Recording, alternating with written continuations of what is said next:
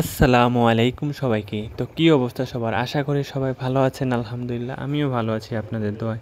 তো গাইস, এটাই হচ্ছে আমাদের গ্রামের নরসিংদী জেলার গ্রামের প্রাকৃতিক দৃশ্য। তো জায়গাটা কেমন অবশ্যই সবাই কমেন্ট করে জানাবেন। ওই যে আমার হাতের বামে কিন্তু লেক আছে এখানে, যেটাকে আমাদের গ্রামের ভাষায় বিল বলি।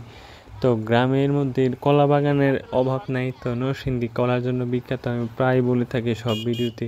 তো কলা বাগান মোটামুটি সব গ্রামের মধ্যেই আছে, কেননা নরসিংদী কলার জন্য বিখ্যাত। আর ওইদিকে আপনার নরসিংদীর পলাশ থানার ওইদিকে লেবু বাগান একটু বেশি। আর হচ্ছে বেলাবো ওইদিকে হচ্ছে মোটামুটি লটকল থেকে শুরু করে ইত্যাদি ইত্যাদি সব জিনিসই পাওয়া যায়। আর মাধবদী, তারপর হচ্ছে শেখেচর, ওইদিকে হচ্ছে শিল্পাঞ্চল, কাপড়ের ইচ্ছা এমন তো জিনিস পাওয়া যায় নরসিংদীতে। তো গাইস, কেমন লাগলো ভিডিওটা? আর আমার পেজের মধ্যে নরসিংদীর অনেক ভিডিও আছে, সবাই দেখে আসবেন, দাওয়াত রইলো।